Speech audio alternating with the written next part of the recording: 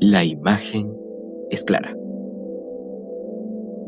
En el metro de Moscú, miles de personas pasan cada día frente a una figura que parecía haber quedado en el pasado: Joseph Stalin.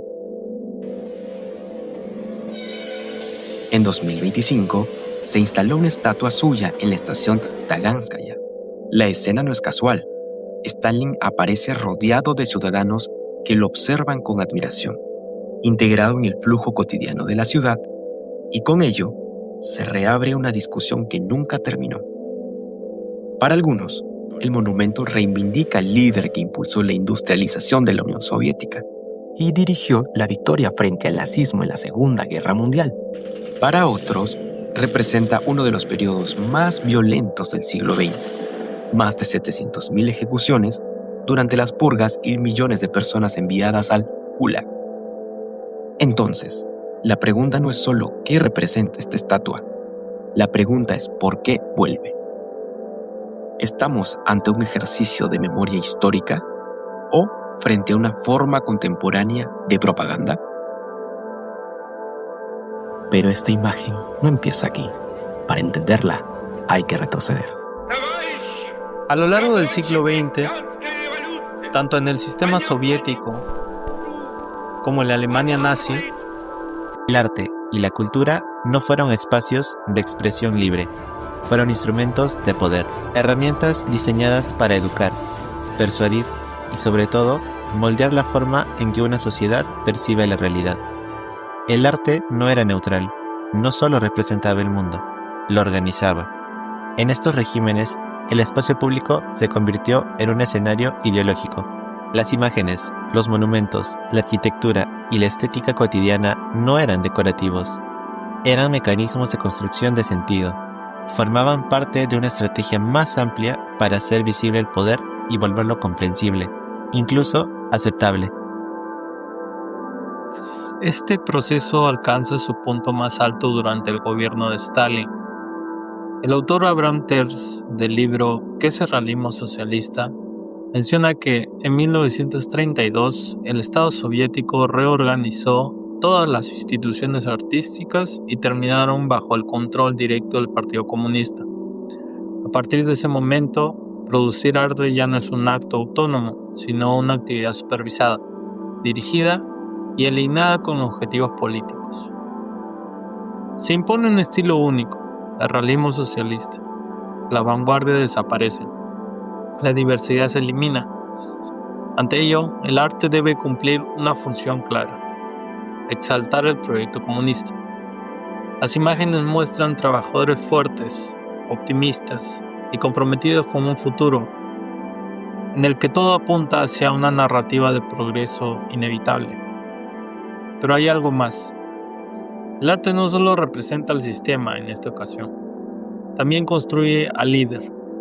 Pish menciona que Stalin es presentado como una figura incuestionable, a veces como un padre cercano al pueblo, otras como una estratega militar brillante, siempre como alguien que no se equivoca, según Dubrovsky y Karpushin. Se construye así un culto a la personalidad, una imagen que no admite fisuras. Pero esta construcción no fue permanente. Tras la muerte de Stalin, el sistema soviético enfrenta su propia contradicción. En 1956, Nikita Khrushchev pronuncia un discurso que marcaría un quiebre, denuncia los excesos del régimen y cuestiona directamente el culto a la personalidad. Lo que sigue es un proceso deliberado: monumentos retirados, imágenes eliminadas, símbolos desmontados. El espacio público se reconfigura, la memoria también. Este momento demuestra algo fundamental: las representaciones del poder no son permanentes, se construyen y también pueden ser desmanteladas. Por eso lo que ocurre hoy no puede entenderse como un simple recuerdo del pasado. Volvamos al presente. La instalación del monumento en el metro de Moscú no es un gesto inocente, es una reconfiguración del espacio simbólico, una decisión que introduce una figura histórica en la experiencia cotidiana de millones de personas. Y como señala análisis contemporáneos como Stalin in Contemporary Russia y Re-Russia Analysis in Stalin Memory, no se trata de recuperar a Stalin como fue, sino de construirlo selectivamente. sus crímenes no desaparecen, pero se relativizan. En cambio, se destacan otros rasgos: el orden, la estabilidad, la eficacia. Se construye así una versión funcional del pasado, una que responde a necesidades del presente. En conclusión, el arte en el espacio público nunca ha sido neutral. En los regímenes totalitarios del siglo XX, como lo fue en el régimen de Stalin, fue una herramienta clave para construir legitimidad y moldear la percepción colectiva. No se trataba solo de representar una ideología, sino de hacerla visible, cotidiana y aceptable. Hoy no se impone de la misma manera, pero se integra.